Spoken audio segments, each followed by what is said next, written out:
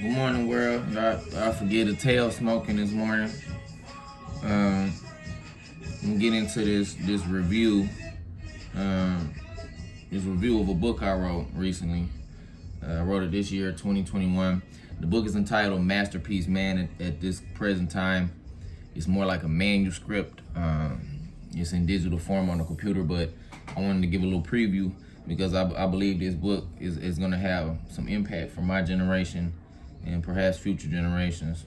Let's get into it. Make excellence a habit. That's just a quote from Aristotle in the introduction. So basically, the introduction of the book, I'm gonna go ahead and read that and then just get into more touching on the chapters, just touch and go. So the introduction or the thesis of the book supports the supposition that a man who foregoes gratification, and here I'm reading verbatim, sacrifices ego, answers his own questions, and refuses to compromise righteous judgment, will, in middle age, achieve seemingly spherical-like perfection. Technological advancements are opening doors of possibility previously thought unimaginable. The rewards for accomplishing this feat, becoming this man in the next 20 years is going to be transcendent, y'all. It's going to be real fun to be me and what I'm telling you because, young man, I've been working on myself. Young woman, I've been working on myself a long time.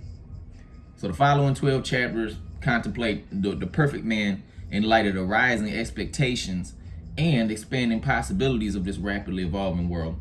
The formula given works for the common average man as well as the privileged.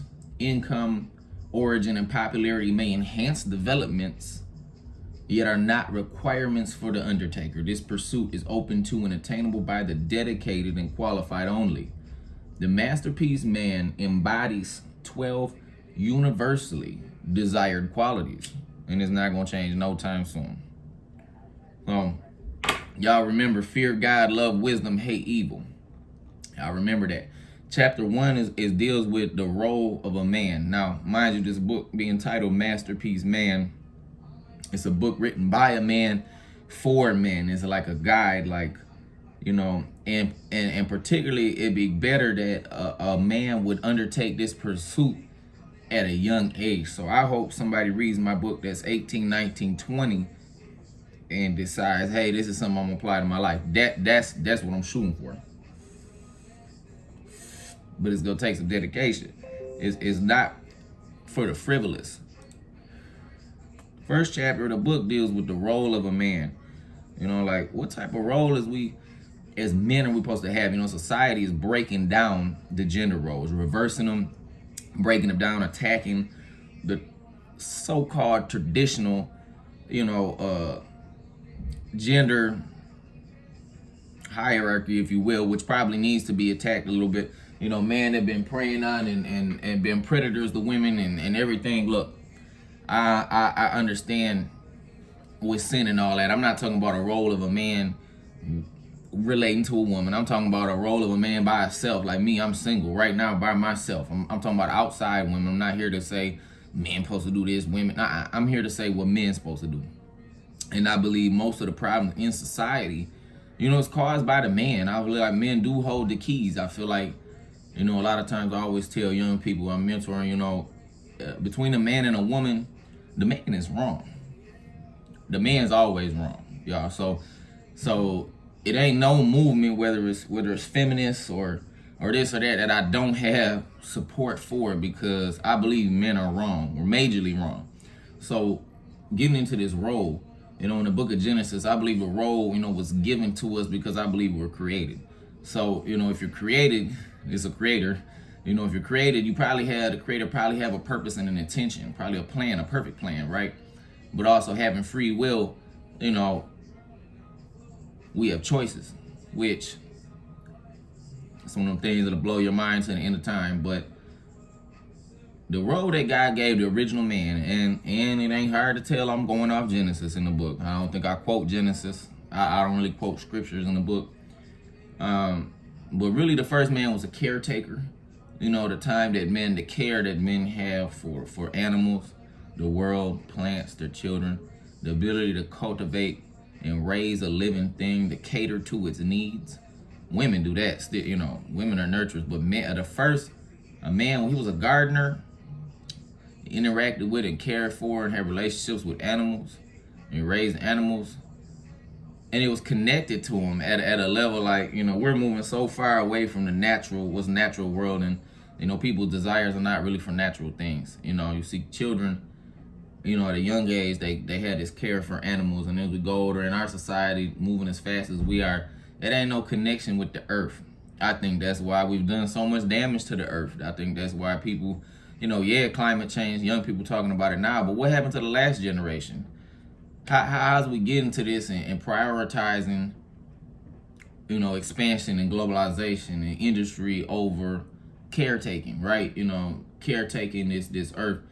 Read a little snippet, according to the book of Genesis, the first man was a caretaker, a man who daily cared for plants and animals in a garden of resplendent variety, named them, learned their qualities, shared a spiritual bond with the living world.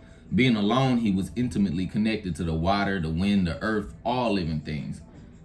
So the first man, and he was content, he was at home in nature. So you think about our role as fathers, our role as men, our role as husbands, the roles that was given to us, intended for us. When people are outside their role, when women are outside their role or men are outside their role, we tend to experience the effects of the curse way worse. God have designed us a role, but see, never ever should be a man bending or controlling a woman or vice versa. It should never be that. But I do believe if we do things the masterpiece way, God's way, a woman, a strong woman, a powerful woman, even a woman that, doesn't matter. She's going to want to trust and love and serve her husband under God. And if that man is accountable to God and subservient to God, that's why that woman's supposed to trust that man. Otherwise, ain't no woman supposed to trust no man that ain't under God. That's why women acting how they acting, because men ain't doing right. That woman's not gonna follow and please and have the ear and the heart. It ain't gonna do that if that man's not following God. That's the problem with society. The men not in a role, not following God. Men do what they supposed to do. Trust me, that's gonna have effect on the women. You know what I'm saying? Like, we need to follow God. We need to be in tune to God first on our own and be an example and set that. You know what I mean? Talking about. So, first chapter in this book, it just deals with roles. So we get into talking about the roles. And again, it's the role of men. You know what I'm saying? And it's not necessarily the role of men as it relates to a woman. It's really the role that just God intended for a man. Like, God didn't make us to have, God didn't make us with all these diseases of the mind and body and all these things that's wrong with everybody. Everything that's wrong with humans, a byproduct of sin, fallen nature, sin that entered the world, the opposition, even corrupting bloodlines, everything he can do, to stop God's plan. There ain't no stopping God's plan. Maybe delay and dance around, play games, but it's gonna happen. So chapter 1 deals with the role of men. I already spent 8 minutes killing that. Let's bump on this physique. Come on, if you're a man, you can't get around this. Dog, you gotta consider your physique. So, when you turn your attention for your physique, bro, it's many paths to salvation. That's what the book say. You can do this anyway, man. It's like basically one rule I got, man. Show up and work hard. I don't care if you're doing aerobics, athletics, cardio, martial arts, bodybuilding, strength training, or how you do it, But you need to pay attention and consider your physique, and you need to give time and attention to it daily, or on a schedule, and consistent focus on improving that physique. You got to look at it like, man, it's your temple. It's your biggest billboard and advertisement. Even everything about you, man, there's so much going on. There's the communication that's nonverbal, 90% of it. A lot of that's coming off you. People are judging, they're reading, they're misinterpreting or interpreting your energy, your intentions. Listen, man, you need to maintain and decorate the temple. Do if you had tattoos, are they desecrating or decorating, right? So, as far as like, I'm not gonna sit here and try to pose to y'all like, you know, about why I'm some type of authority. When you cut the video off, I don't care. You know, I pay attention. I work on my physique. That's my business, how I maintain my stuff. I'm just telling you, young man, physique, dog, you gotta pay attention to it. A lot of us is, and most of us know that, and there's some of y'all that's hitting on a lot of these points. But the reason you ain't gonna be successful or happy in life, you gonna let one thing that you're not gonna do, and you ain't gonna get recognized. You're not gonna get the wife of your dreams, the capstone of your pyramid that God wants for you.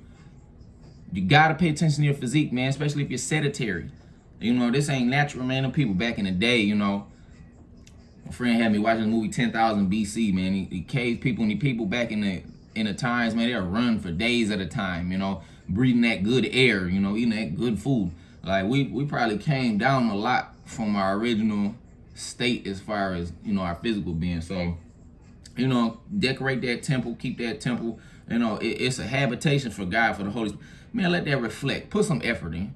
You know what I'm saying? So, you know, diet, all that stuff, man. It's 2021. It ain't no excuse to not be considering your image.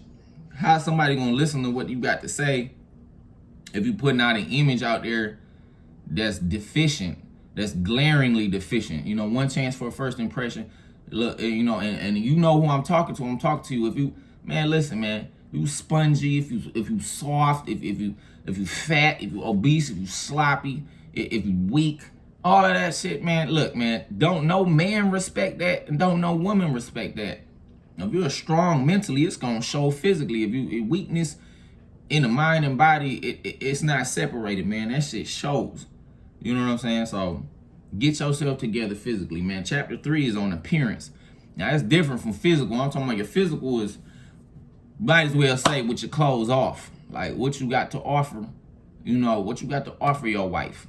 You know what I'm talking about? Chapter 3, appearance. So that's a little different. You know, it's 7 o'clock in the morning where I'm at.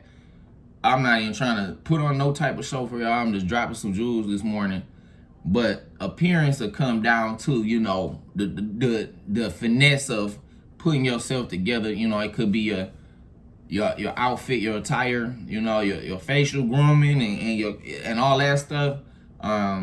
Appearance, you know, any type of sauce you add to yourself can be through your appearance. You know, sometimes that extra seasoning that come with life, but your appearance, you know, be conscious and cognizant of your appearance, you know. Pretty much, you know, appearance. You gotta have that appearance, man. That look, that's go beyond the physical. That's separate. You know, knowing how to dress, how to put a, you know, tie a tie, how to put a coordinated outfit. You know, knowing how to dress appropriately for what situation that you're going into, right? So, appearance. That's chapter 3. Chapter 4 deals with attractiveness. Okay, that's different from physical, you know, your temple maintenance and the last one we talked about, which was goddamn appearance, right? The way you appear. Now we talking about attractiveness. Attractiveness is a quality. Appearance might be physical, outside, intangible. Attractiveness is a combination of what's inside and what's outside to create magnetism and attraction, right? You can be, you know, appearance can be teed, you know, on 10, but you might be lacking attraction or magnetism, man. It's like attractiveness, what attracts, you know, your energy, your frequency. You got a good energy, a good vibe going. Attractiveness, though, man, that's a lot. That comes from appearance, your physique, your speech, your posture, the way you carry yourself, this, that, the third. So attractiveness is like that'll come, you know, build up that physical, get that appearance. You know what I'm saying? Get your line sharper. You go to the barber, he ain't got you sharp, boy. I got everything in my bathroom. Every type of razor, every type of what's the name. Look, man, you got to take this stuff to another level in 2021. You want to stand out. And I'm talking to the standouts, because ain't nobody going to try this. Ain't nobody going to achieve this status that don't deserve it. You get what you deserve when it comes to this. Like, only a masterpiece, man. Only the Asher Stone that's primed for this. That it got it in you, bruh. Like, if you ain't got it in you, and you know you ain't got it in you, don't listen to me. You're going to get depressed. Chapter 5. education. Duh. You know what I'm saying? Get wisdom, and with all you're getting, get understanding. What are you educating yourself on? What are you putting in? And there, it's not what go into a man that defile him, what come out of him, but what you put into you is sitting and it brew and it marinates. So educate yourself, man. There's so much misinformation. There's so much false education. You got 90, maybe, I don't know, half of the information in the world is maybe on the internet. Who knows about this stuff? You know, certain percent of the information that is available to humankind is now on the internet. We don't have Alexander and Comet and all this stuff in these libraries. We got the internet. So the problem is, you know, 90% of people being unknowledgeable or ignorant or idiots or whatever you want to say, 90% of the information, whatever, is false. And young people especially have a very hard time synthesizing information, meaning or gleaning, extracting, choosing, you know, what, where to get their information, what to believe, and they're forming these worldviews. I'm seeing a lot of young people coming out, man, these days. I ain't got no confidence in them. They heard 10,000 voices. You know what I mean? Like, young people these days are real shook. You know what I'm saying? They're unsure. They know it's a lot of information. They think they know a lot, but at the same time, they're very insecure. So education, man, you got to have a sufficient and an expanded education and continue to improve your education. And I think, you know, most people of a certain age or you know, a certain, you know, awareness, it'll agree to that. Like, you never stop your education, you know. So like ways that convey intelligence to people, like, it's not so much what you know, man, it's more so how you say things, like articulation, you know, demeanor, inflections in the voice, you know, your cadence, da da da da da, pitch of your voice, right? Tonality, you know, you can have a rhythm to your speech. They all convey intelligence level. Combine that with active listening, you know, but it takes education, man. It takes a lot of education. I'm not talking about public school education, man. I ain't talking about college. Do that. That's basic. Everybody's doing that. You talking about a masterpiece man. You looking at a man right here that's gonna be perfect. I'm gonna be perfect at 40. You got me bent. I'm gonna be perfect. Now, that's with that attitude, that's how we approach education. You know, never stop. I'm constantly paying attention to my education and picking topics and learning stuff. So, you know, the book is real meaty. It get into that a lot. You know, I'm just talking. The book is a little more heavy. You're gonna have to sit down and chew on it. There's steak there. So chapter 6, man, masterpiece man. Conversation, dog. Like, I can't tell you how the young people just have a hard time floating a basic conversation. People are awkward in conversation. People want to be isolated. These motherfuckers want to be famous, but at the same time hide in their rooms and shit. That's the type of life everybody is like. Young people can't conversate, man. They can't conversate well. You know what I'm saying? So in a social setting, as you get older, young man, as you go through your 20s and 30s, I'm telling you what's coming. Distinguishing yourself through your conversation. You know, it'll be a circle of 10, you know, it'll be, you know, a group, 10 people interacting and talking. Look, man, I'm going to distinguish myself quickly by what I say and what I don't say through conversation. You know, conversation is going to show how well I'm listening to you. You know, conversation is a skill. It's an art form. And it doesn't just mean talking. You know, it's more about communicating, checking for understanding, like communication, like you right there with a person, like, you know, it's an art to conversation. Becoming a good conversationalist, man, that'll take you so far in life. Quality of conversation, man. And again, like I dig into it, man. It get real rich. And these chapters short though. I say the whole manuscript about 33 pages, so you got 10 chapters, like, or 12 chapters, excuse me. So everything about around, you know, 2 pages per chapter. So chapter 7, man, consciousness. And it's funny because, like, on a daily basis, people get real awkward. Older people get awkward. Younger people get awkward, you know, about consciousness. Like, I'm surprised by the amount of people that can't accurately define consciousness or what it means to be in a conscious state, or, you know, not unconscious, like, you know, knocked out, but what, you know, they can't recognize. A person that's not conscious cannot appreciate the fact that they're not. They are totally oblivious to that fact. You can't tell them about it, man. It's got to be something you look back and see, wow. Now, for me, my consciousness came fully, probably towards my late 30s, my late 20s. And it's definitely, I know events in my life that propelled my consciousness forward, and I know the events that sparked that. And now I'm totally outside myself, but it was a time where I was largely inside myself. Consciousness is just awareness, and it just expands. And the more you raise your frequency to resonate with the universe, the vibrations that are, the more conscious you're going to be of everything, of people, of everything. You feel the plan, you feel the tides of the change, you feel things in the wind. Your consciousness knows no bounds. You share a consciousness with humanity. You tap in and you start like getting these messages, signals. You just are knowing, man, you are conscious. Like, I don't know, it's no way to measure like how conscious is a person. Now you think of conscious people, and I give some examples, and here you think, oh, this person seems like they're really conscious. I throw one out there. Let's say a Trevor Noah or Dave Chappelle or The Rock or somebody. They should be real conscious with all the interaction they have with humanity, all the understanding they have in their position. So, but consciousness is a requirement, man. If you're not a conscious person, I could pretty much deduce, really quickly when I'm dealing with somebody, I could tell you on the side, like, oh, that person ain't conscious, or he's woke, beyond woke, I don't like that word, I could say, but again, it's no barometer, there's no way to say this person is 10,000 conscious, this person is 7,000, man, it's just a journey. I don't know where I'm at or where you're at on that scale, but I do know that consciousness expands, it's ever expanding in a person.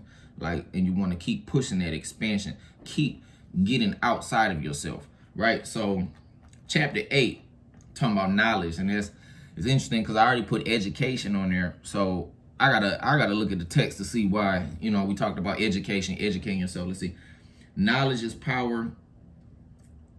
Knowledge and education, 2 different chapters. I'm surprised.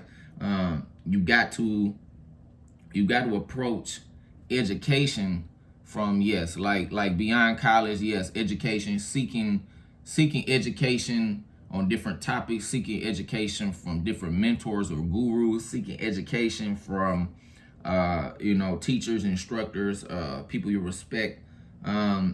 Education and knowledge are about hand in hand. And now that I'm talking about it, I see that. But regardless, I wrote a chapter on knowledge. Knowledge is what maybe you get out of education. So it's a little, but knowledge is necessary. And then I encourage people to go after, particularly hidden knowledge, or knowledge that isn't like readily available. Like the knowledge that's good ain't the knowledge that you're given. And it's not necessarily the knowledge that's taught by education, I think is what I'm getting at in the book. Like, it's classical education, traditional educations, keep educating. You'll never learn a fraction of what there is to know. So keep educating. But when it comes to knowledge, I would say the kind of knowledge I'm talking about, you can know what you need to know. It almost is what I'm saying in this lifetime. You can know, and the knowledge I'm talking about is not more so occult. I don't want to say hidden knowledge, but knowledge that isn't proliferated just everywhere online. Wisdom is pearls, is gold. You got to dig for it. You got to find it anywhere. The experts are the last people to post their free advice. A lawyer that's worth his weight, go on there and tell you for free how to do stuff.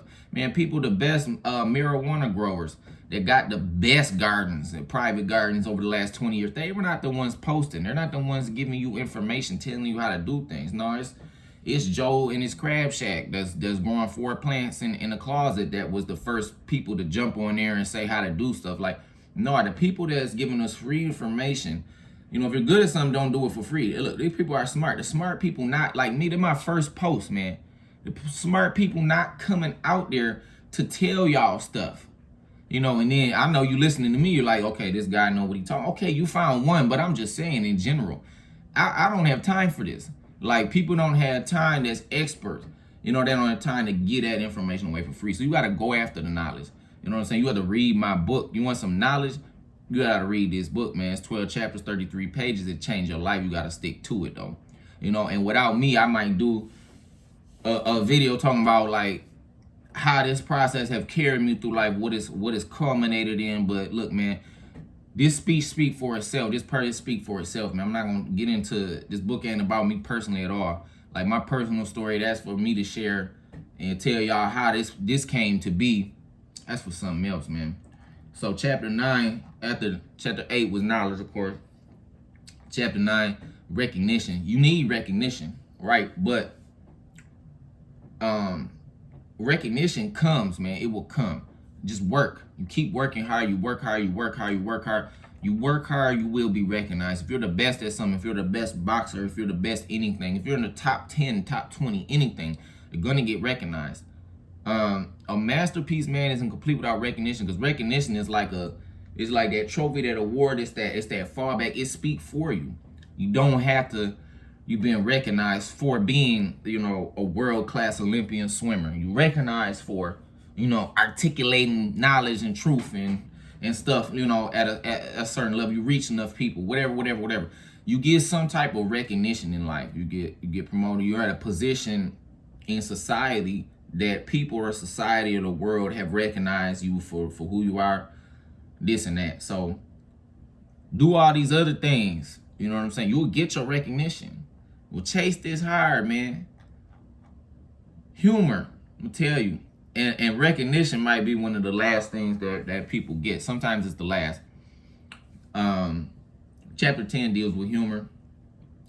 Man, I can't tell y'all how like critical, how clutch wit can be to save you from so many situations. You get pulled over and everything ain't right on the vehicle.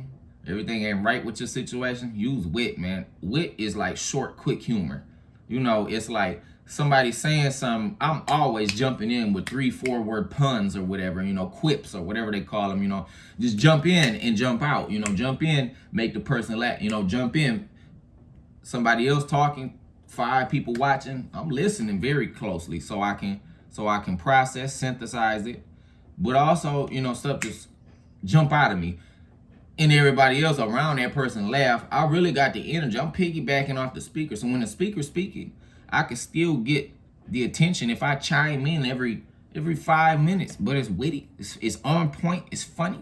Let me tell you something, man. Humor is a key to life. It's a key to networking. It's a key to connecting to people. You make a person genuinely, involuntarily laugh in spite of themselves, even if they're having a bad day. That person you're gonna have a likability factor, man, if you just use wit as a way of life constantly. I try to kind of make that a habit when I go in professional settings.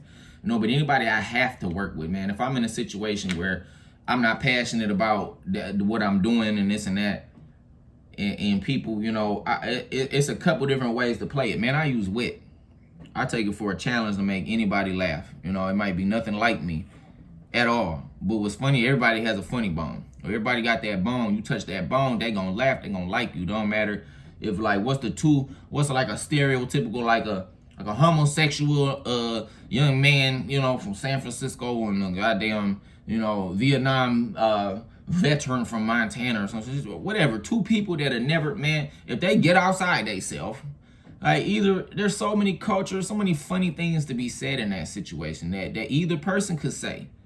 Man, listen, it just wit and humor, it transcends. I made people laugh when they didn't want to laugh. I made people kind of upset that they were laughing, laugh at themselves. They'll laugh in spite of themselves. Man, wit is like humor, but I believe that wit and humor is a true measure of intelligence. People want to hear what you say when you're funny. Other times, times people are just listening. If I was here over here just hilarious joke after joke after joke, and it's my first video and it's 30 minutes into it, I have some type of network or somebody calling me tomorrow. Like, are you funny, bro? People love humor. A lot of stuff that people put out there, it's not funny, man. People aren't funny. Like, you're going to see me, if I do, have success with this social stuff, man, a lot of people just not funny. Man, most people's corny, most people lame. You know what I'm saying? I'm not here for that. So, chapter 10 talks about humor and why you got to develop your sense of humor, and why beyond your sense of humor, you need to get outside yourself, get conscious, and tap in, man. It's universal humors. Everybody shits. Everybody do certain things. Like the most powerful man in the world while I wake up in the morning and struggle to push out a burger from yesterday. That shit is funny. There's a lot of material there to make a joke about with somebody. You know, like wit and humor, and it should just come to you. Like the more you learn about life, the more situations you know go through and are successful in. You understanding, you got that consciousness. It's just life is funny, man. You gotta laugh at things. The more experiences you have, it's just better to laugh, man. You gotta learn to laugh and make others laugh. Wit, humor, true form of intelligence. Chapter 11, talking about finances. And I mean, honestly, it's pretty late in the game to be talking about finances at chapter 11. But a masterpiece man have his finances together, period. Like, I wouldn't say that a man should get married or turn his attention to a relationship of any kind with a woman till he got his square, until he's solidified. Like, you better deny yourself that, boy, and get to it. You're gonna suffer in life. You do this shit out of order, man. You go for the apple first. Well, you better work on yourself, man. Again, I apologize for the tales, man. It's early in the morning. While people ain't up the road with no weed, man, I just had to get up and do this. So, chapter 11, finances. Look, man, it's a lot to learn. If you're young, you know, learn about credit. You know, protect your credit, guard your credit. Don't share it with nobody. Get online, figure out how to milk, man, young person, guard that credit. I'm talking 16, 17, 18, 19, 20. Be cognizant. Listen, young people, 15, 16, 17, look. It's a system, a banking system. It's unlimited credit and financial potential and everything just waiting for you. You got to prove to the money masters, the money managers, the lenders, your credit score is a number they assign to your trustworthiness, to your, he's a creditor. He's got credit. He's going to pay his loan. He's going to repay what you give to him. And people all over the world to give you stuff on credit. Like literally the world is waiting to give you stuff on credit. And it's also credit something that you could fall into and fuck your life up. But at the same time, you're going to need it. You're going to want it. You're going to need to understand it. You want to learn about it young. Protect that credit. Get that credit up. You really can't lose in life if you got your credit. I mean, even if you come from a bad situation financially, if you get your credit up, you can rise out of that situation. Like, I mean, everybody in America got a stock number, a social security number. Everybody got access to credit. You know, you can go through that process, man. But your finances, before you think like you the man and this and that, get your finances together, have stability, you know, have your life together, you know what I'm saying, financially. I'm talking about being on top, y'all. I'm talking about masterpiece, man. I'm talking about every woman breathing wants to be in your bed. And it's up to you to choose one. I'm just going to choose one. Like, I'm just going to choose. I'm going to have me a wife.